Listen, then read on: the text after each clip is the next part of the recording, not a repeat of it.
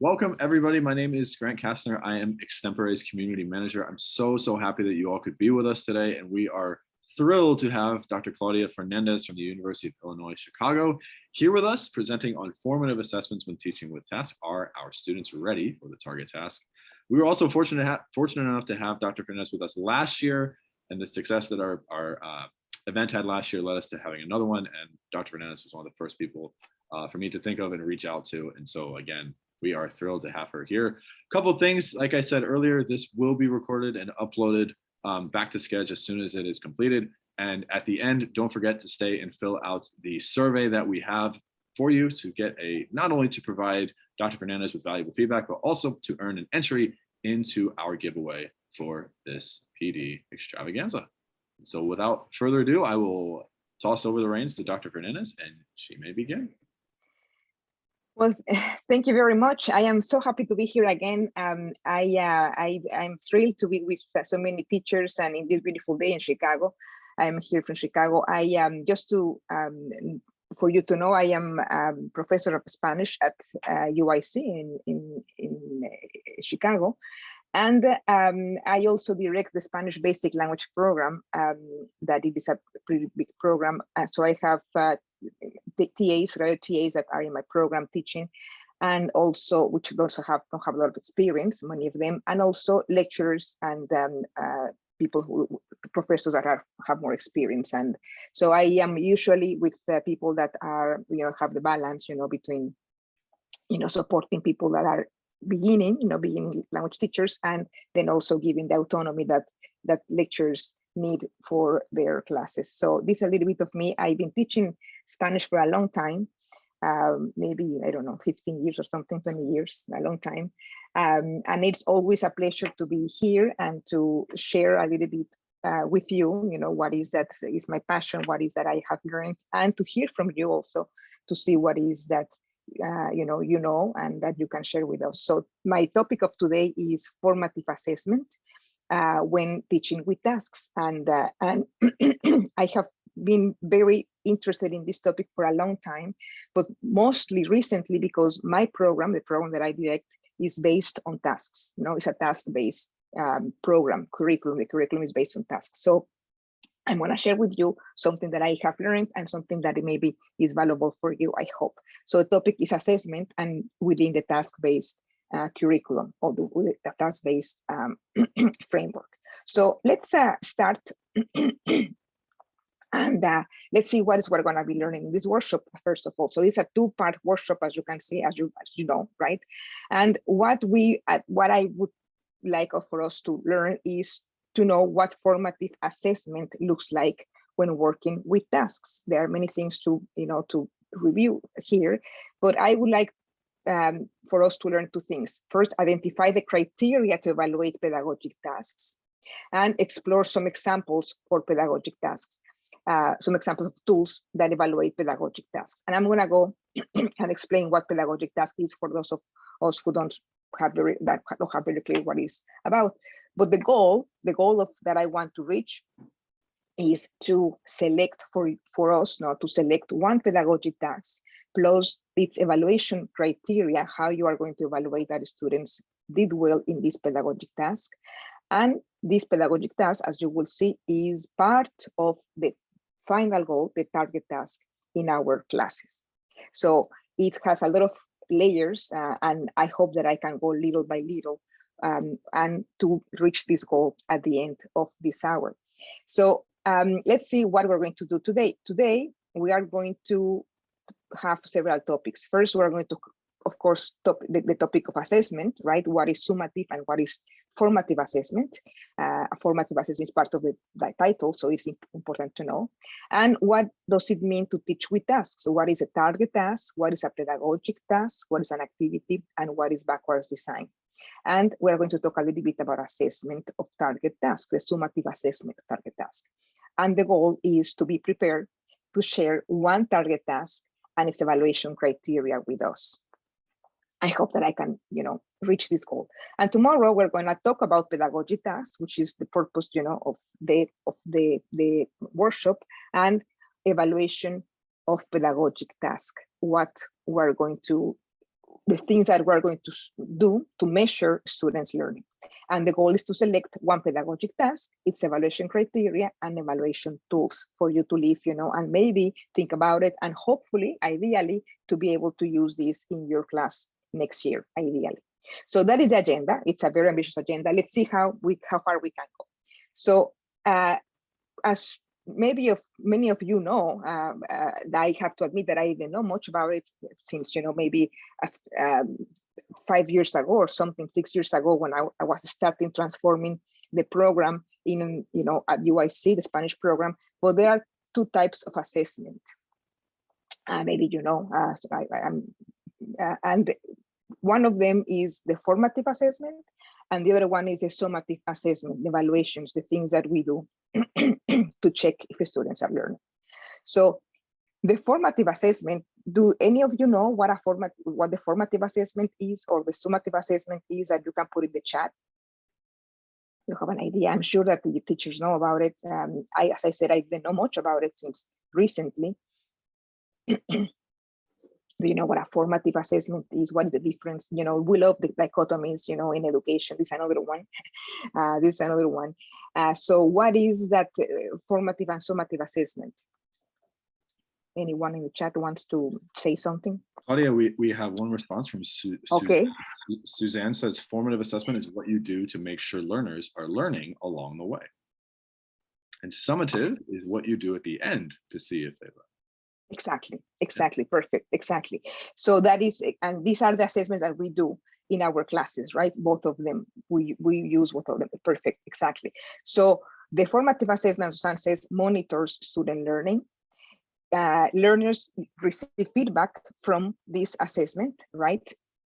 It helps learners to self-regulate. They say, well, am I doing it well? Am I not, to see if what I can do, to be better. Am I doing okay in the class, right? Am I learning, And it is low stakes. It's not that important and affects the grade in significant ways.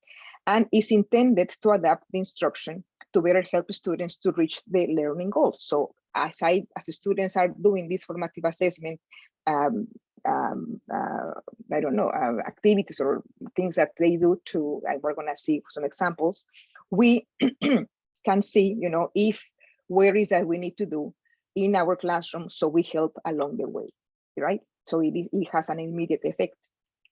And things that we do usually is the quizzes, the games, the activities, surveys, 1-minute questions, little things, homework, right? Little things that we do along the course that help us monitor students' learning, right? Are they learning what is that we are teaching, right?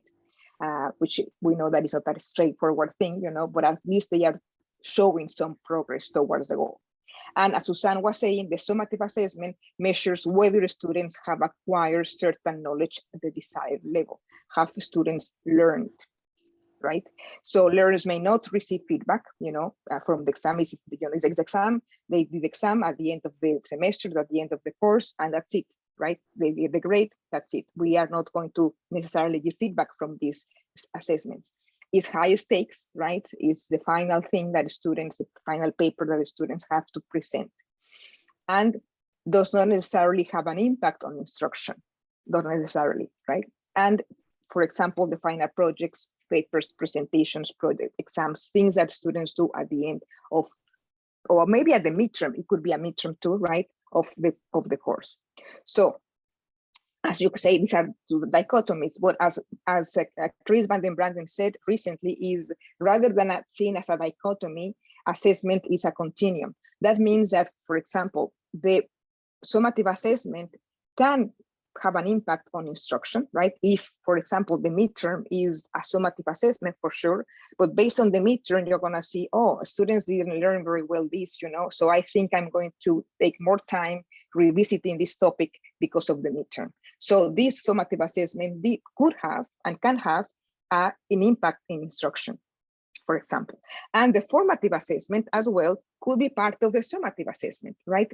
So things that students do, like the activities, the surveys, things that are showing some progress can become part of for example, the grade for the summative assessment, for example.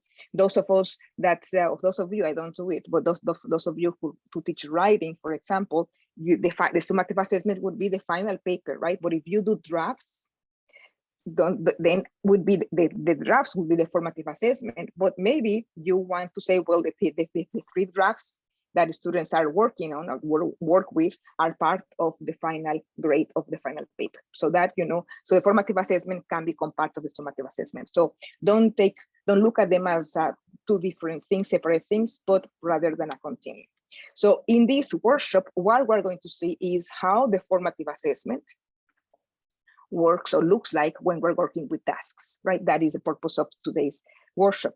So before we jump into this topic, we have to make sure that we have some things, clarified. So let's do a little bit of a review first before we answer the question, how does formative assessment look like when working with tasks? First of all, let's see what is a task-based language teaching, right? What is task-based language teaching? And I want to ask the audience as well, do you know something about task-based language teaching? Do you use it? Have you used tasks? Have you heard about it? You have never heard about this framework? Does someone want to say something? I mean, you can say it orally or write it in the chat.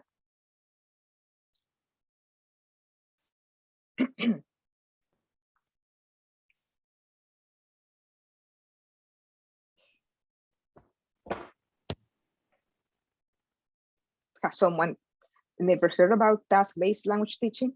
Suzanne says, yes, I have used them in my classes. Okay, all right, fantastic, Suzanne. Okay, someone else? Never heard. Nicole Garcia. I have not heard of it. And if you guys have used it, feel free. You can unmute yourself and share your thoughts if you've used it before.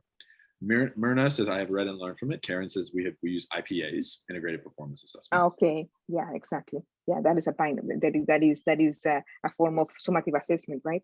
Yeah, okay. And students have to do something with the language. Okay, so no problem. So let's see what task-based language teaching is. It is a research pedagogy. It's a framework, right? That has, I think it's been around for 40 years already, a little bit more maybe. And there's a lot of things, that have been researched regarding this teaching framework.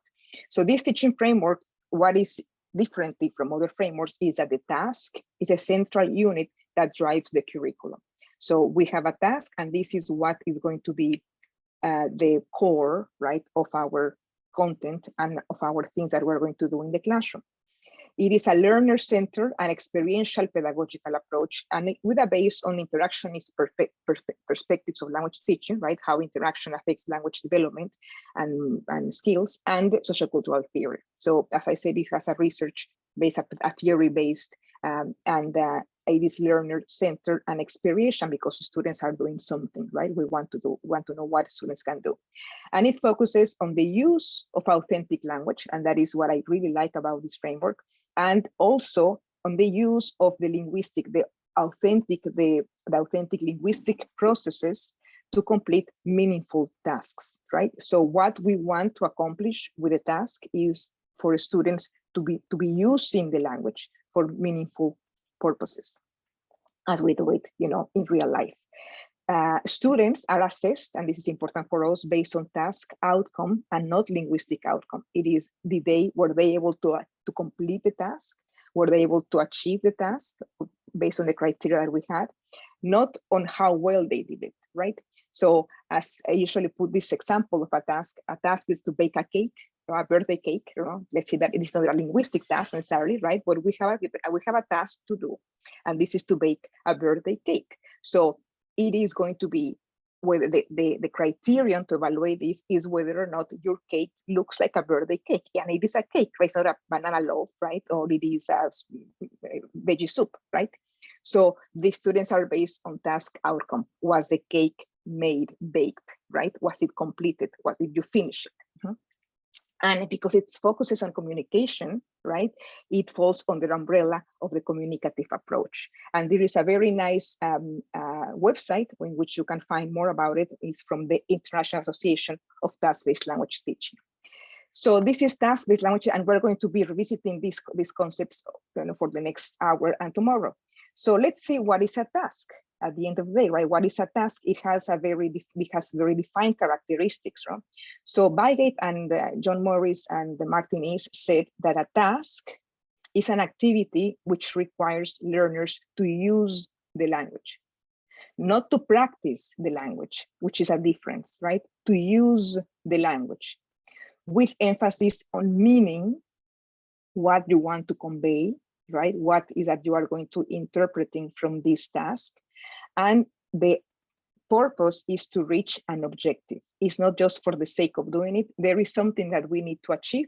And the objective is not linguistic. The objective is not to learn the present tense. No, the objective goes further. It's that the objective of the task is to bake a cake, right? That is the objective, right? Okay, so that is a task. And as we go along, we're going to have a clear understanding. So let's see what are the characteristics of the tasks, right? This, if this activity does not have these characteristics, it might not be a task, right? So a task has a focus on meaning and communication, right? We are going to, a task is something that we interpret, that we understand, you know, there is a message there, right? That we need to share, understand, interact with. And there is communication. Communication means that we are interpreting, we are interacting with someone, and we are presenting something, right, in writing or in, you know, orally. So it involves communication. Also, a task involves the same cognitive processes of language use in settings beyond the classroom. So if, you know, the task is to give an elevator pitch, you know, which is a very interesting task. What we're going to do in the classroom is things, tasks, pedagogic tasks that may not be situational authentic. It's not the cafeteria, right? It's not the elevator. It's not that we are really ordering something or doing a hotel reservation, right? But the activities that we do in the classroom involve the same cognitive mechanisms, the same cognitive processes that we would use outside of the classroom, right? So it is authentic in that way, right? So that is something that a task has to have. If we do, for example, fill in the blanks, you know, like worksheets, for example, that are used to be, I don't know how common they are anymore in the classrooms, but they used to be very common.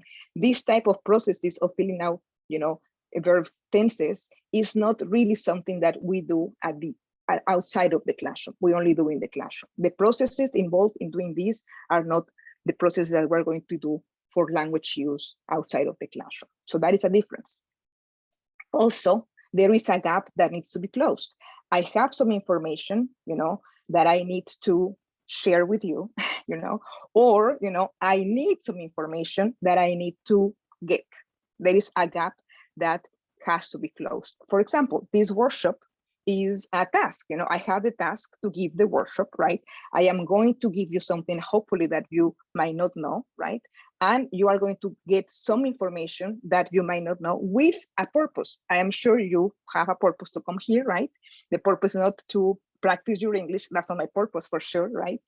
And it's a task. And at the end, you are going to do something with this information, right? So that is a task, that is a very authentic task in the real world, to give a workshop, for example, right? And there is a gap that needs to be closed. And also, it has a clearly defined purpose that is not linguistic, what I was just telling you, right? That is a task.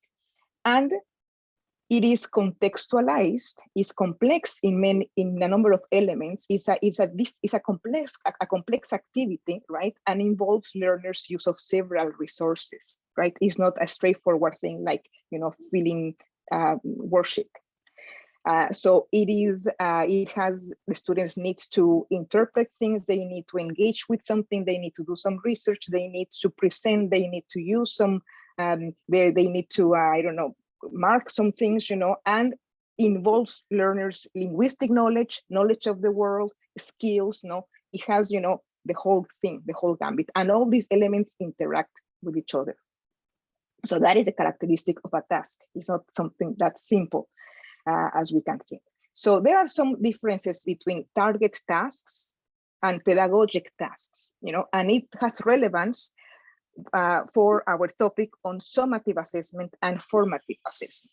So a target task is a task, right? That is something that students are expected to carry out at the end of the month or at the end of the module, or at the end of the lesson of my textbook, or at the end of something, right? There is something, is a goal that we are going to, that we know and we're going to carry at the end of something. That is a target. That's what is called target, the final task, we call it in my program. So it is the final goal. And it is something that people do in the real world, like even a workshop, for example. No, that is a target task, something that we do usually outside of the classroom. The real world is the classroom. I don't know what I put it there, but the real world is the classroom, but it is something that people do outside of the classroom, you know, as well, right? So it involves the use of language. So making the bed, for example, is a task for sure that people do outside of the classroom, for sure, but it might not involve the use of language. We don't need to really use language to make the bed or to wash dishes, for example, which is another task. But a target task involves the use of language, and it has the characteristic of a task that I just, you know, list in the previous slide. And it is what drives the content and learning experiences in the classroom. And this is very important. The target task is like the whole thing that drives everything else, right? We're going to see some examples. So for example, there are many examples of target tasks. You know, anything that we can do right outside of the classroom is a task, practically, right? But for example, a nice task that I just saw yesterday, actually, and I think it was interesting, is to give an elevator pitch about a project for their community, right? So we are going to prepare students to give an elevator pitch. I wonder at what level we can do that, because it requires fluency, right? So maybe this for intermediate level students, intermediate mid, I don't know. It would be interesting to do it, right? But if you know what an elevator pitch is like, you know, you are going to see, well, what is that I need to do in my class to prepare students to give an elevator pitch? That is a task, right? And what criteria am I going to use to evaluate this elevator pitch? Does it look like an elevator pitch or doesn't, right? So everything that you are going to do in the classroom is guided by the nature of the target task. Another one is to give a presentation on our ideal neighborhood, you know, that I say these are tasks that I do in my program. And I do it at 102, and I want to talk a little bit about this one in particular. Another one is to select the best hotel based on several reviews. So as you can see, this task is an input-based task. No, tasks do not necessarily have to be output-based, can be input-based. You revise a bunch of hotels and you need to make a selection, right? And that is, you know, lots of input, and you need interpretation skills and many other things to get into this task. And it's a real-world task: to create a poster of our favorite person, to conduct an interview of a classmate or someone to get them know better, to write a recipe of our favorite dish, right? To organize a weekend for a group of tourists. All of these tasks are tasks that my students do in my program, and to design and present an object to solve a daily life problem. So these are just examples. So you start thinking about it, you know, at the end of this workshop in a few, and I don't know, maybe 40 minutes, you know, I would like you to think about tasks that you have done or that you would like to do in your classroom, and you're going to share it with us. So start thinking about it. What is, and think if it is really a task, right? If what you have in mind is really a task based on the characteristics that I just presented. So let's see what a pedagogic task is, which is different, really be different. So pedagogical tasks are the activities that are derived from the target tasks. They may draw on language required for one or several components of the target task.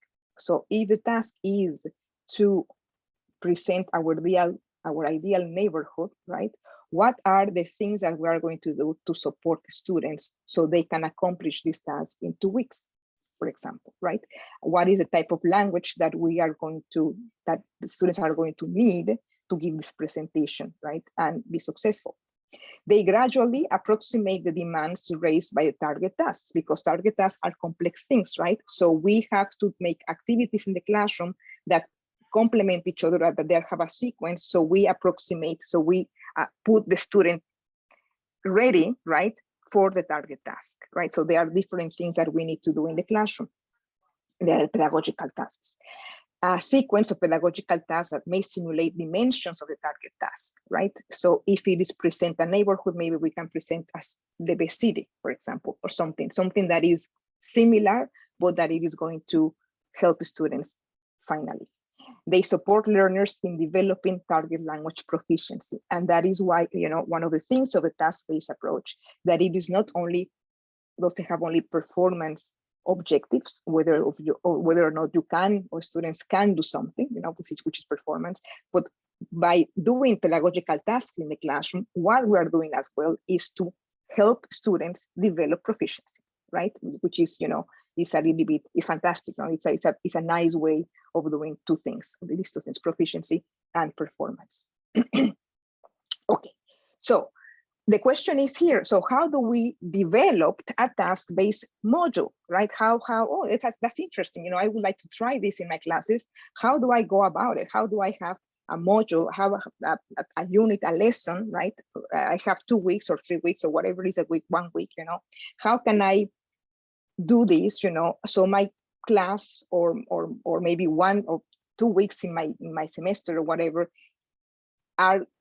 is guided, right, by a target task. So the key here is to go backwards, right? And many of you maybe have heard about the backward design or backwards design. I don't know how to say it anymore. That was,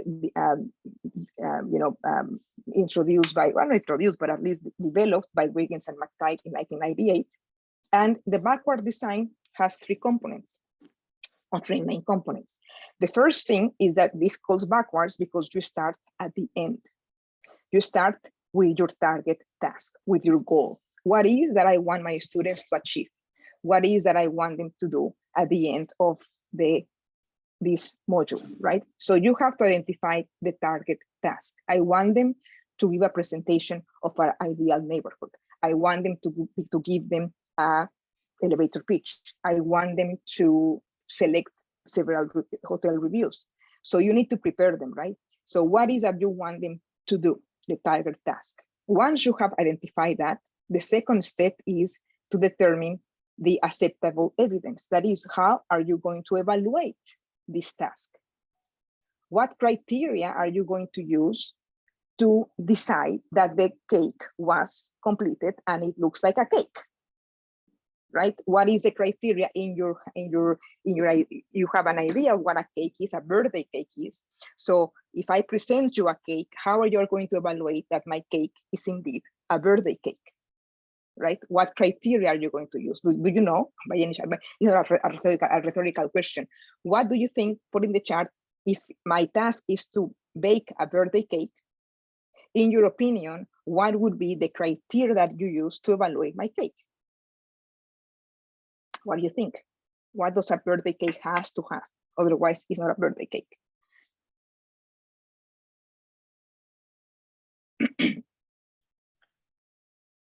A candle. A candle. Okay, yes. Yeah, you are the second person that says, well, that is an essential thing of a cake, a candle. Okay, yes, I have never known if it was, candles are, essential for birthday cakes or not. I guess they are, right? A candle, it has to have a candle. Okay, what else? Oh, several candles, right? At least one. Claudia, I'm not sure if you might want to repeat your question. I think there might be a tad. Oh, here we go. So decorations and words. Some people say ingredients and steps, cake and frosting, color. Okay, yes. Another, I mean, I think you're missing one that is pretty important for a cake, right? What about flavor? It has to be what? Icing, sugar, shape. Sugar, it's gotta be sweet, exactly, yes. I think for me, I mean, if I present you with a cake, right? And it has a candle and it has, icing and words and everything, but it's salty, then have I completed the job? I don't know, it may be for me something that is an essential ingredient, right, in a birthday cake, but you get the idea. So we need a criteria. We need to know what is the nature of the target task, and then we're going to create an evaluation criteria so we can evaluate whether or not the students or me, right, or someone has, accomplished, has baked a cake, a birthday cake, right, has really completed it to an evaluation threshold, at the minimal level, right? If, in my opinion, the cake is salty, well, I don't think if if it passes, right? You have to go back, and do some, because no, a cake cannot be salty.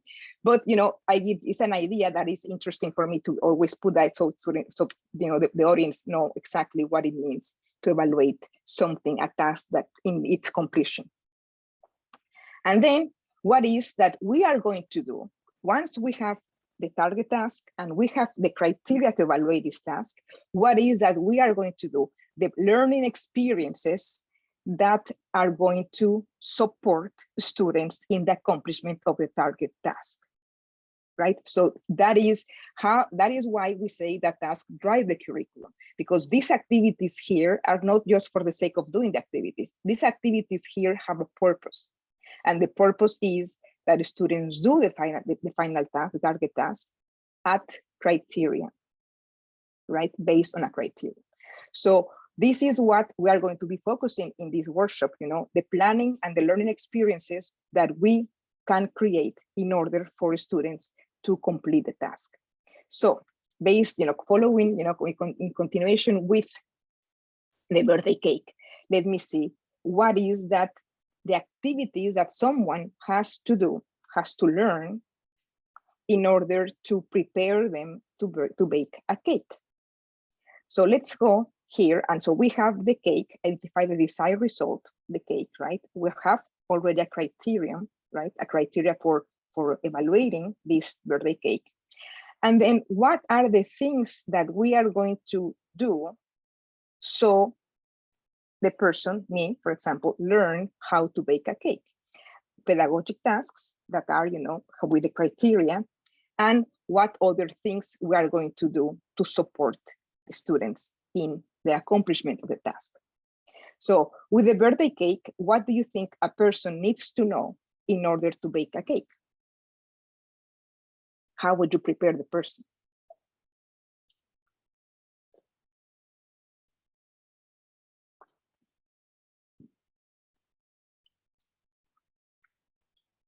Okay, Claudia, we have some responses. Chris says, okay, how to measure ingredients. Okay, that's a good one, right? And so we need to prepare a pedagogic task for me to learn, someone to learn how to measure things, right? How to use the cups and everything. What else? Nadia adds ingredients and the steps of a recipe. Getting a shopping list, the basics of the steps, showing them an example of what. Yes, exactly. You wanna very well. What else? Laura also adds cooking vocabulary, so I would assume things like stir, I don't know, crack the egg, stuff like that. Exactly. Yeah, maybe some specific things. Watch YouTube first. Yeah, tell me, give me a model, right? Exactly. Yes. Yeah. And what about maybe, I don't know, also how to use someone put how to use the oven. Yeah, for example, that's a good one. I would add oven safety using a mix of things like that. Yeah. It could be dangerous, right? So that is an essential thing that we need to learn. So what are the essential things that we need? So you are not going to go and say, well, you are going to show you how to cook some soup, right? No, that is irrelevant for the task. Or I am going to teach you how to do, ice cream. Well, no, this is not what I need to know, right? And I am going to be teaching how the mechanics and the technology behind the oven. No, that is not relevant. I don't need to know how the oven works in order for me to bake a cake, right? So that information, it might be very interesting, but it's not something that I need to know, right? I just need to see what are the essential things that I'm going to help you so you can bake a cake successfully, right? So that is what we are going to, that is how, the task-based module works like this, diagram that we have here. Now, my question to you is, where is the summative assessment here? We have to identify the desired result. We have the target task.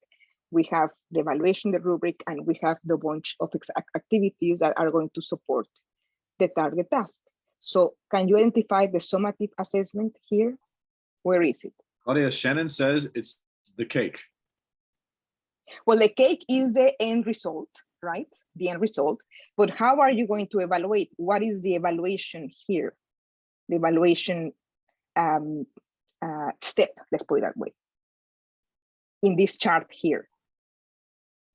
Celeste says, eating the cake and how tasty it is. Yeah, okay, yes, all right, okay, exactly, yes, you are going to evaluate, right? See what is the cake, perfect, yes. But in this chart, we have three steps, right? So we have identified the results, and we have determined acceptable evidence, and then we have all the learning experiences that are going to support the target task. Very well. So in which of these steps mirrors or reflects the summative assessment? Maybe I'm not being very clear with my question. I'll read some of the chat. So Myrna says the process, are they able to make a cake? Suzanne says the target task is the summative assessment. Cheryl says the checklist to see if the tasks were accomplished. Okay, the checklist, yes, exactly. So this checklist, yeah, or I think that maybe I'm not being very clear, but this determine acceptable evidence is the evaluation, is the tool, right? What is maybe a rubric, right? Maybe the checklist, right? What is that maybe the things that the cake has to have that I'm going to assess, I'm going to evaluate to see if it has it based, on how I look at it, right, and how I taste it, right?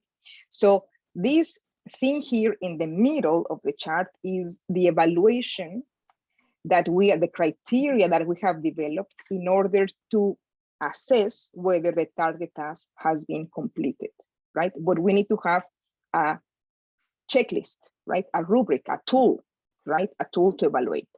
So this tool to evaluate the target task, is it the summative assessment or if it is the formative assessment? What do you think?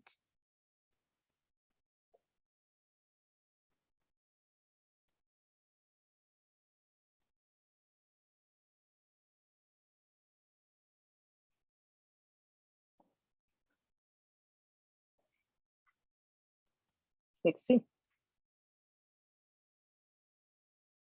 What do you think? So as is Karen would like, yes.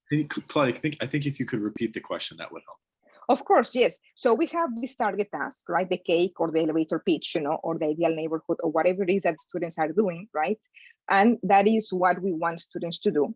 And we need a way to evaluate this, right? Which is here, a rubric, as I said, maybe it's rubric or maybe other ways of evaluating things. But we need a checklist, we need criteria that is going to help us evaluate this target task. Since it is a target task, the final thing, the goal, right? This evaluation here is a kind of summative assessment, or a kind of, it's evaluating summatively, I want to say, or evaluating formatively. What do you think? Shannon says the checklist is summative. Dora says it's summative. Nicole says it's summative. Karen says it's both, depending on what it is. Julia says, yeah, exactly. It's a continuum. Exactly. Sorry that I was not very clear in my question. Yeah, exactly. So this is the summative assessment, right? The target task, right? And how am I going to evaluate this task is the assessment. It belongs to summative because it's assessing the final thing. I want to assess whether or not the students are able to give an elevator pitch. I want to evaluate whether or not Claudia is able to bake a cake, a birthday cake, right? So this is the type of evaluation that I'm doing is summative, right? Because it's evaluating an end thing, a thing that it is at the end. Great. So where in this chart does it, or can it go, the formative assessment? If we're gonna do formative assessment, where in the chart are we going to do it?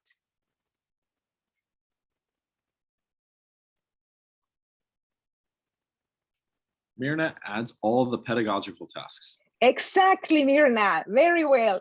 Fantastic. Yes, exactly. The formative assessment is done, as you go, with your pedagogical task and your activities and everything. Exactly. Fantastic. So the topic of today is going to be how we're going to go about it, how we're going to assess these pedagogic tasks that we are doing in order for students to complete the final task. Perfect, marvelous, fantastic. Okay, so let's see at this point if we have some questions or comments or concerns that you want to share with us before I go on. Any questions? Maybe you can do it orally if you want.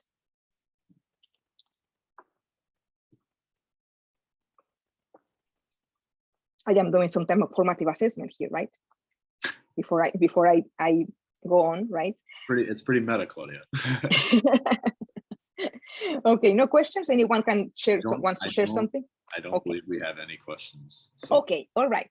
So let's continue and let's say, well, how do we know?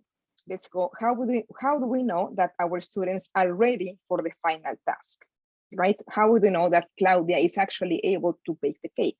All the students are actually able to give a presentation on their ideal neighborhood or whatever. So how do we know? The first thing that we need to know is we have to know what the target task is like, right? What is an elevator pitch? What is baking a cake? What is, giving a presentation of an object that resolves a daily problem, right? So what is the nature of the target task? And as I was saying with the birthday cake, what essential components of the target task students need to learn? So you are going to, separate, unpack, as they say, the target task into several components so you can say, well, they need to learn this and they need to learn this, but you need to have an idea. You have to have a clear idea of the nature of the target task. If I don't know what a birthday cake is like, it's going to be impossible for me to design things that are going to help you to bake the cake and to evaluate whether the cake was, completed or not.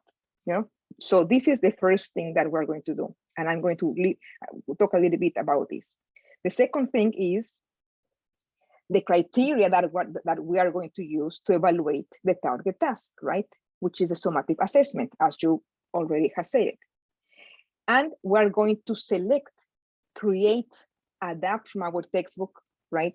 Whatever, your pedagogic tasks, the things that are going to help the students in their accomplishment of the target task.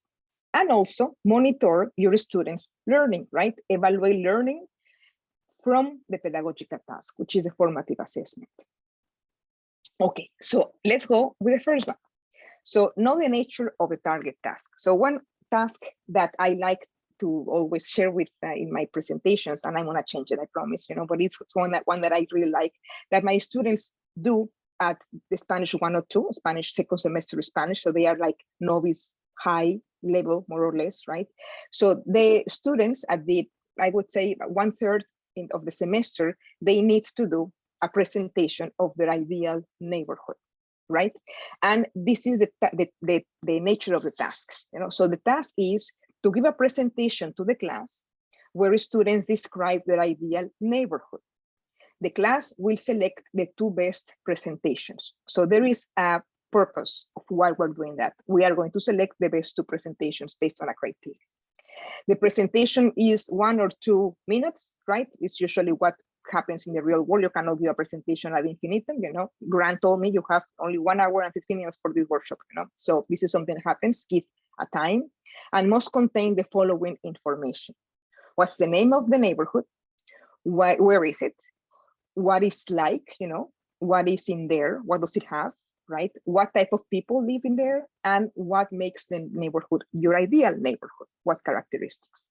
And your presentation has to have a map with key locations or a photograph, right? Because otherwise the presentation will be very boring and it might not help. The photo always helps comprehension.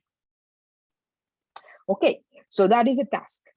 And I say to you, if you have to give this task to your students, right? Imagine that I say, well, I'm your supervisor and this is the task. What would you do? How would you prepare the students to accomplish this task, right? What components of this task students have to learn in order to do this task? So let's see, does someone know? I'm gonna put it here, the ideal neighborhood. What in your mind say, well, shoot, well, if I only have 2 weeks to do this with my students, what is that I need to do so they are well prepared to do this presentation? What do you think? So Claudia, Suzanne offers, I guess, learning adjectives and phrases that describe neighborhoods.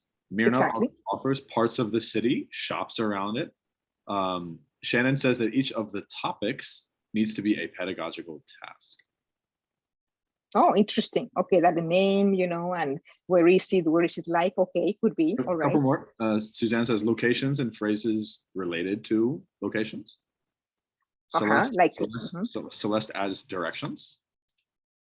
And then directions. Okay. Lauren adds identify all the resources that are necessary for it to be a livable neighborhood.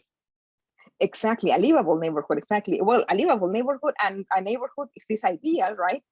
I don't know if it's ideal or livable. Is it livable neighborhood? Livable, yes. Livable, exactly. Well, it's livable, but I mean, it's livable. Yeah, of course, but I would want it a bit farther, right? It's ideal, right? So it is a neighborhood that brings you happiness, that it is safe, that it is, that brings well-being, that, all of the things that the students can come up, right? And that what makes a neighborhood a good neighborhood to bring, quality of life, etc. Well, we can go, ad infinitum with this task.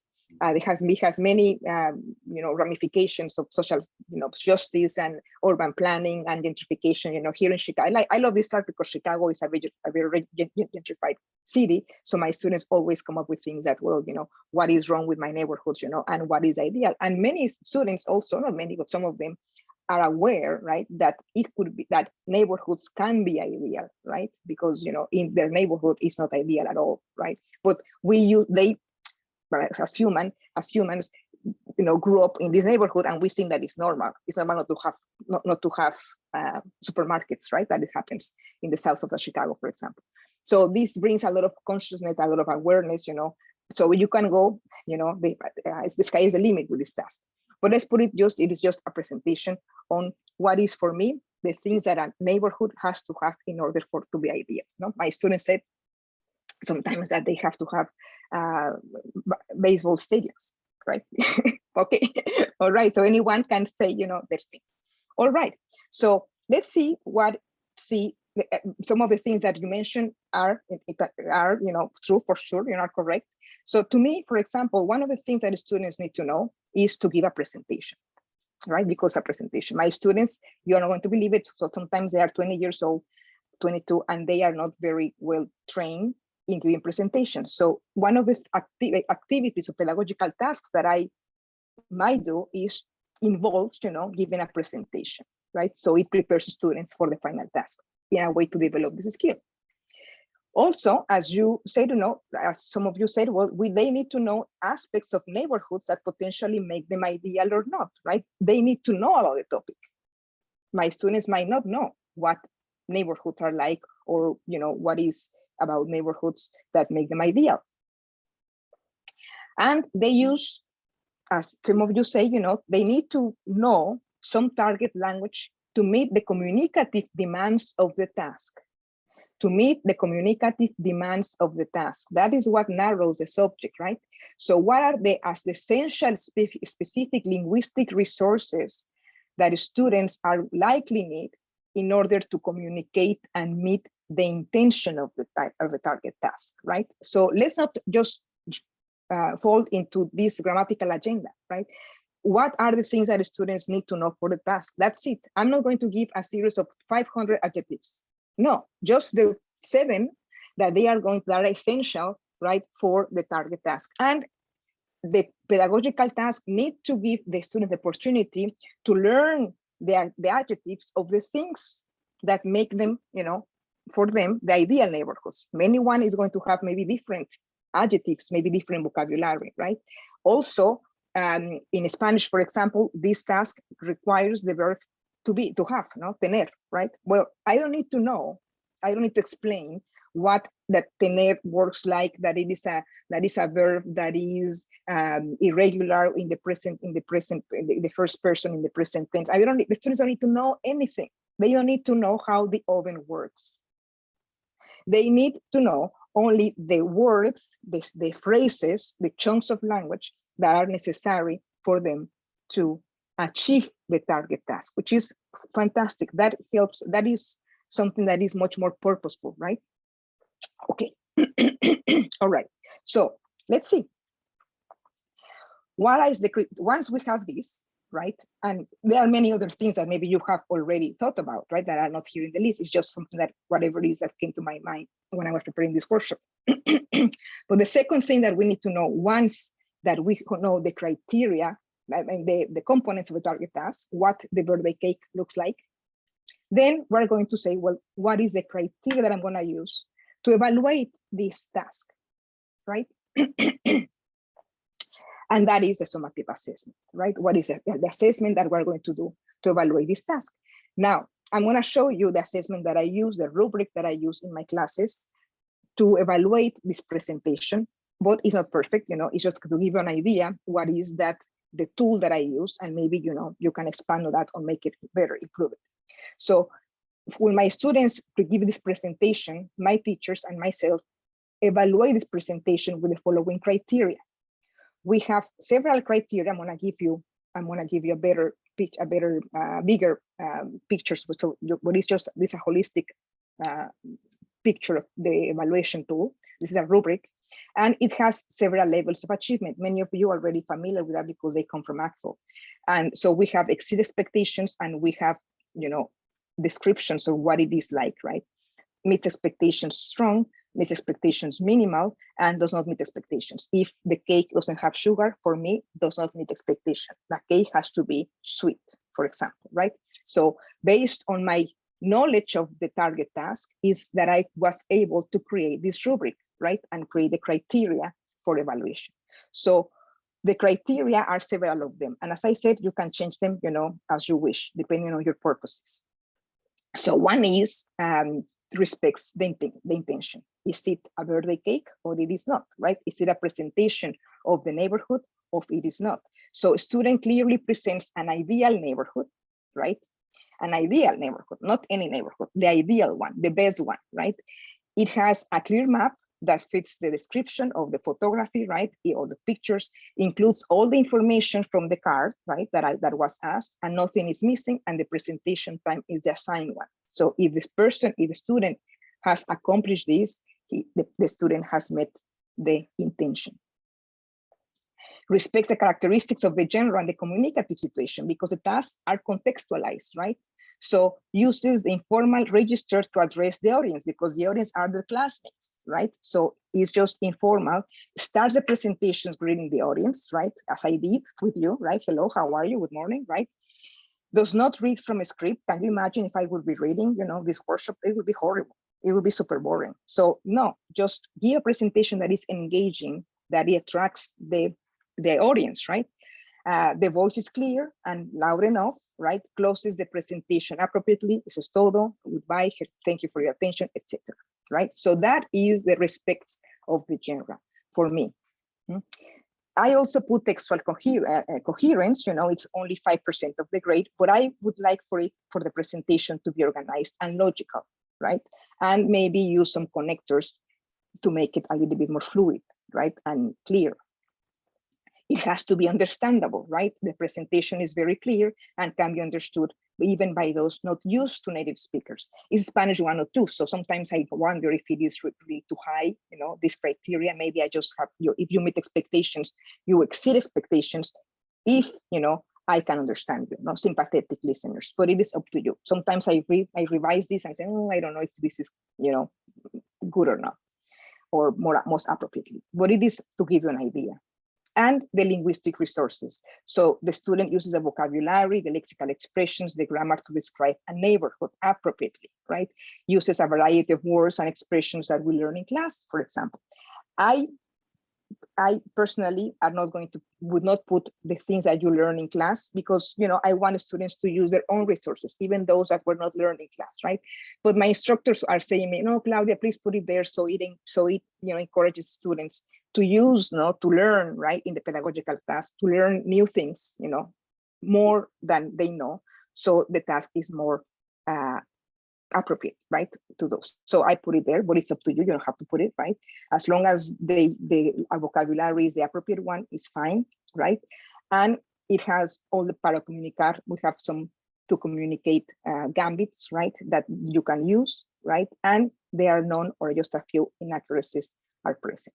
And it is 25% of the grade. So even if this aspect, this linguistic resource aspect is not great, students will be able to meet expectations and maybe exceed expectations, right, if the other criteria is accomplished. this is based on my purposes, right? And also, since the students have to react, the audience have to react to these presentations, I also put it in the rubric, whether or not they did it, and how well they, react to these presentations. So this is the way I evaluate this target task. And as I said, it could be too complex. It could be something easier or simpler for you. It depends on what you want to accomplish, right? Or what your students, based on your students and your context. Okay. So let's see what we have. We have our first pedagogic task. So once we have the target task, present the ideal neighborhood, and we have the evaluation criteria, then I was able to come up with this pedagogic task that will help students to accomplish the target task. So let's see what this task is like. It's a task, right? So it has a communicative purpose. It has all the characteristics of a task. So the purpose of this activity, of this pedagogical task, is to find out which of 2 Japanese cities are more desirable to live in according to the class. That is the purpose. The purpose is not to practice vocabulary. The purpose is not to practice grammatical things. The purpose is not just, talk.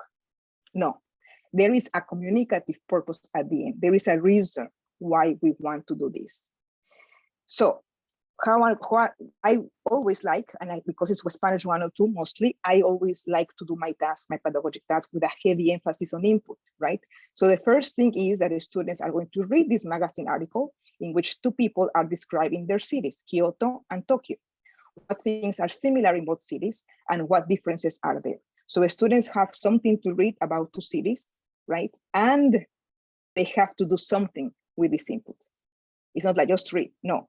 Read it because you are going to tell what are the similarities and the differences in these 2 cities, right? So that is one thing. Then you are going to be listening to Izumi, a character who is talking about her home city with a friend. And while you listen, you have to tell me which city she's referring to, Tokyo or Kyoto, based on what you learned in the first step about these 2 cities, right? And additionally, you are going to tell me what are her recommendations for the city, right? Where to go, what restaurants, etc. Right? You are going to take notes and you are going to compare your answers with another person in the class. And this is very important, first, because these taking notes might be something that we want to evaluate. It's going to show us, that they are, doing something, they are learning. And then when you tell the students, as you will very well know, that they are going to compare with a partner or do something with what they are doing, it makes them accountable, right? So should I have to do it because then I have to share it with the partner. And then you have to tell me which of these cities would you like to live in, Tokyo or Kyoto, and why, right? You are going to write it down, write it, think about it, right? I'm going to give you 1 minute to think about which of these 2 cities you find interesting, you would live in these cities. And then when you have your written product, you are going to share it with a partner, right? So it is a typical think, pair, share technique. So they would put, I would like to live in Kyoto because I like mid-sized cities, Kyoto has, etc., etc. This is an example. And then, do you both agree? Was it here or that I maybe, Yep, it's just, right here. Okay. Right here. So, So what I was saying is that this was a pedagogic task, right? That I created to support the accomplishment of the final task, which is to present an ideal neighborhood. So in this task, you can say it has the purposes of a task, and the characteristics of a task. And the purpose is to find out which of the 2 Japanese cities are more desirable to live in, according to the class. So the purpose is a communicative one, not a linguistic one. The purpose is not to practice the subjunctive or to practice the vocabulary or to just talk for the sake of talking, right? Because we want to practice. No. There is a purpose that is beyond, the linguistic thing. So the purpose is to find out what cities are most desirable for the class or more popular for the class. So because it's, as I was saying, it's a task that I use for my beginner level students, I always want my task to have a big component in input, right? Because input is what drives acquisition. So the first thing that the students do is to read a magazine article, for example, in which two people are describing their cities, Kyoto and Tokyo, and what things the students have to find out while reading, what things are similar in both cities and what things are different. So they are not just asked for the sake of asking, they have a thing that has something to do with this information, right? They have something to accomplish by reading this. There's a purpose. And then they are going to listen to Izumi, who is talking about her home city with a friend. And they have to pay attention because they need to find out what city Izumi is referring to, Tokyo or Kyoto, based on what they learned in the article in the previous step. And what are the recommendations that she makes about her city? So they have to do two things. So again, you know, you are asking students to do something with the input. So they make you increase the chances, as Florencia Henshaw says, you increase chances for the students to attend the input and to acquire, you know, what the things that we want to acquire by doing that, which, you know, in this case, maybe is vocabulary, for example, right?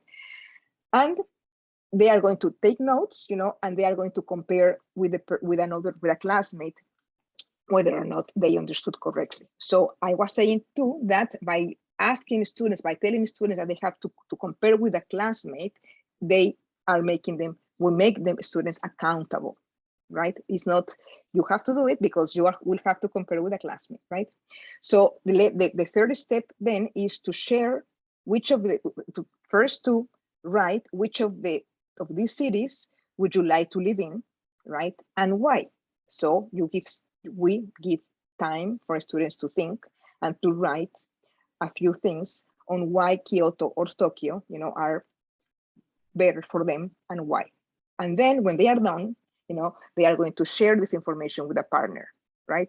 And then, you know, the last step is to share this information to the class. So it is a typical activity, think, pair, share, right? That makes students accountable and make them students to be on task.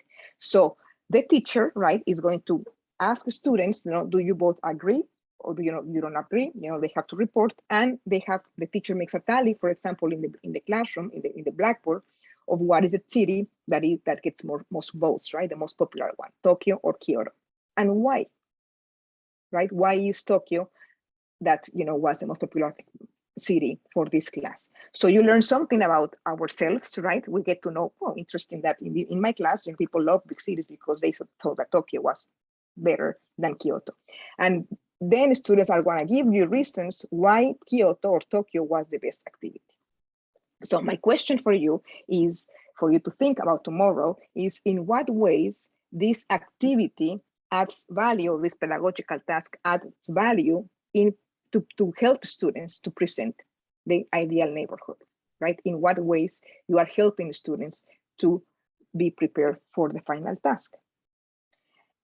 And how do you evaluate students' learning out of this pedagogic task, right? And that is the last step. And with this, I want to finish, you know, this presentation of today. So how would you evaluate this pedagogic task? Think what would be the desirable evidence to show that shows that students are learning from this task, right? To monitor students, right? What evaluation tools would you use to evaluate these students? You know, the information that they provided you and you put in the blackboard, you know, how much information they gave you, you know, or the written material. You're going to maybe get the written materials where they found when they wrote, you know, what is the best city and why.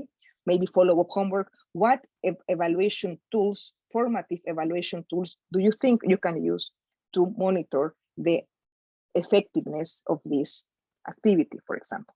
And what opportunities, very important, for feedback would you see? And what challenges would you face in doing this evaluation? There are many challenges. I can tomorrow, not many, but some at least, that tomorrow we're going to talk about.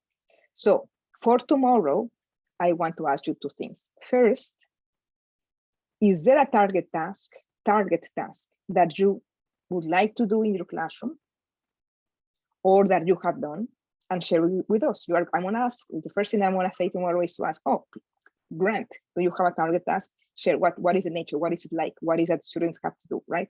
Maybe I'm not going to ask you, Grant, but I mean, I have one ready, Claudia. And also, okay, perfect. Okay, that's fantastic. Okay, that's good to know. So you're going to be the first, maybe. So, and then what is the evaluation criteria that you use or you want to use in order to evaluate whether the task has been completed or not, right? Whether the birthday cake is a birthday cake or not. And the second thing that we're going to do tomorrow is we're going to create, based on the target task, that Grant has very clear in his mind, right? What pedagogic tasks can we create or adapt from our materials that will help students to accomplish the target task? And what are the things that we would like to see, the evidence that we would like to see that shows that the students are learning, right, are being prepared? So, if you have any questions or you have any comments, I think we have a few minutes. I don't know how much time Claudia, we have. Claudia, there were a handful of questions in the chat that I will pose to you. The first one was about the Japanese city pedagogic tasks, and the Senora Dorfman said, "I assume that the descriptions of the Japanese cities," she was talking about you, and the listening were in Spanish for her language classes, or is that just sort of for any? Just that was for your classes? Well, I mean, I might have, I was thinking about, maybe Japanese classes in this way, right? Because it's about, the cultures and everything. If you want students to get to know a little bit about, practices and products, found, values, right, in these cities, I would maybe do, instead of Japanese cities, would be maybe, I don't know, Colombian cities, or, I don't know, Mexican cities or whatever, right? Or cities in the US, maybe, I don't know. So, but it is in the target, but I mean, the reading and the audio is in the target language for sure. And then Mirna asked, would you categorize this task as an interpretive and interpersonal?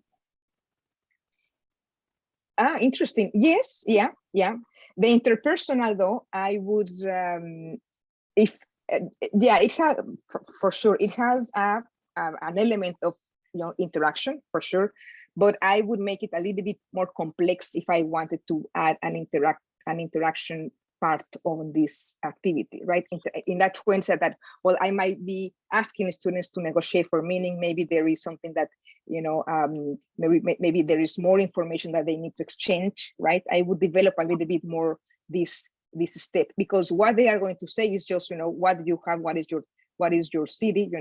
Or my city, maybe they are just going to read what they wrote, right? And they just, for the purposes of finding out if they are different in their chosen city, right? So I would maybe develop a little bit more to make it structure a little bit more, to make it more worthwhile, and to have this really interaction, really, more complex interaction. But yeah, it has these two aspects for sure. Yeah.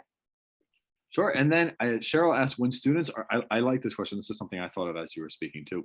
When students are sharing with another classmate, do you require L2 or do you allow L1 for, I think, the pedagogic test? Well, that is a very, very, mostly, nowadays with, the trans language and everything, that is a very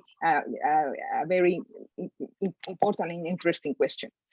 I personally, for this specific activity, I would ask my students to do it in Spanish. And usually, since day one in Spanish 101, I give my students interactional gambits, right? Which means like, I have this, what do you have here? Excuse me, can you repeat? What did you write? So things, that I repeat every classroom, I put it on the blackboard, maybe you do that too, And I want the students, if I want the students to use a target language, I have to give them some elements, some sources, linguistic sources for them to do it. The interaction is very simple, right? And they already been prepared because they have already written, what they are going to say, right? So because it's my context, right, is higher education students whose dominant language usually is English, which is, a dominant language in the world, and they have just 50 minutes of language use and language acquisition. I want to really empower my students to the best of my ability, so they use the target language as much as they can, right? Sure, yeah. Thank you, Claudia. Are there any other questions or comments that you can feel free to unmute yourself and ask, or pose a question in the chat? Hi, this is Shiomar. I do I have a question. Yes. When it comes to them giving the summative, and they're not allowed to use flashcard.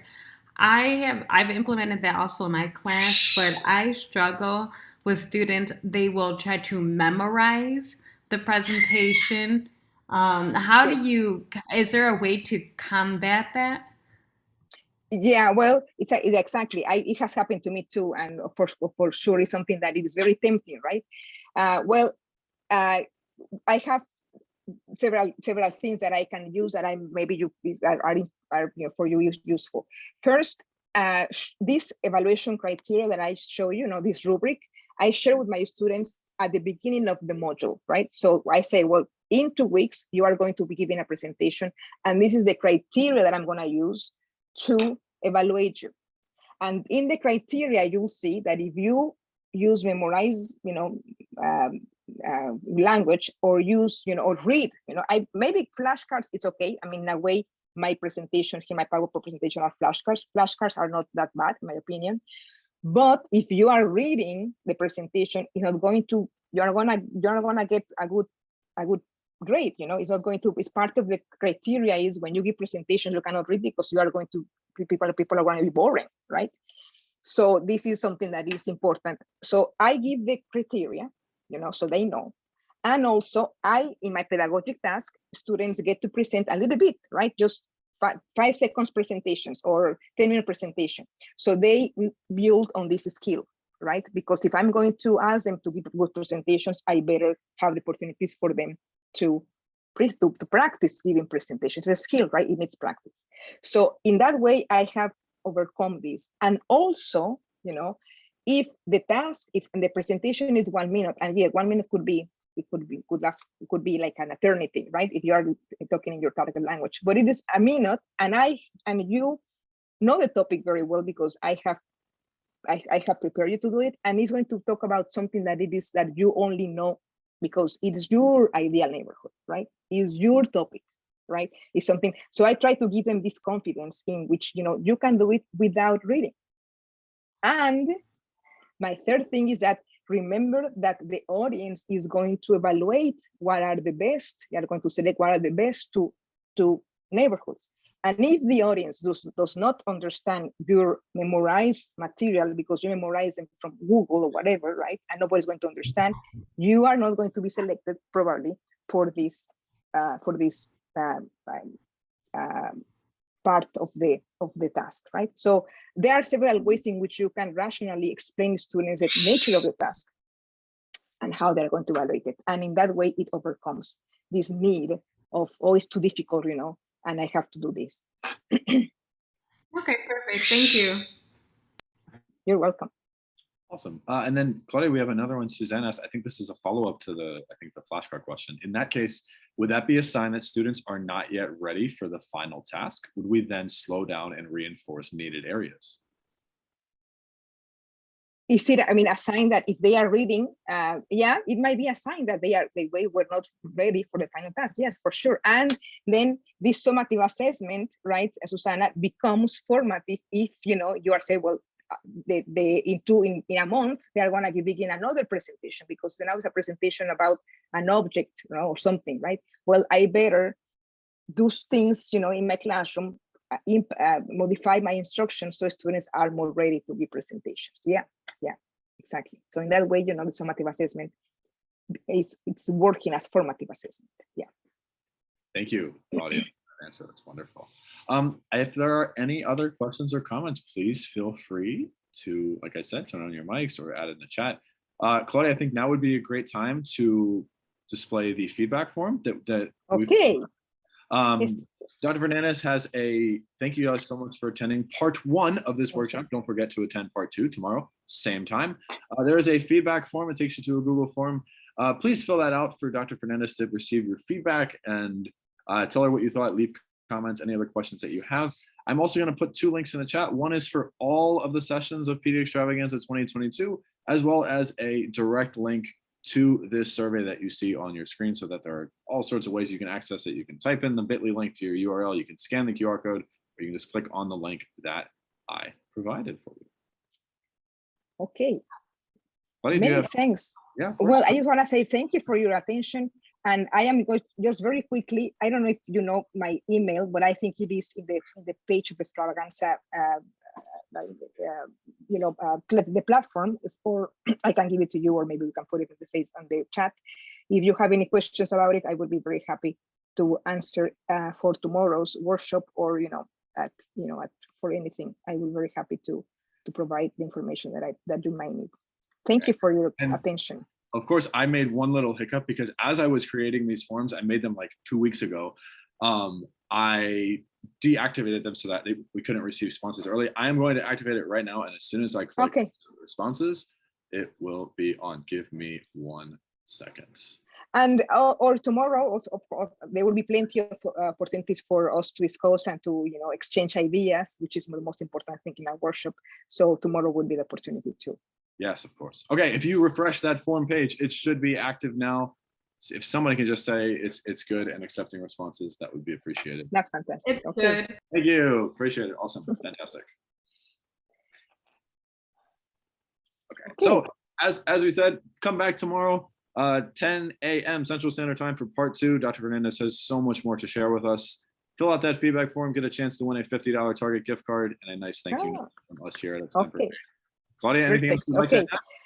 That's it. Thank you so much, everyone, and have a very good, lovely day. And I'll see all of you tomorrow. Take care. We'll see you tomorrow. Bye-bye. Bye-bye.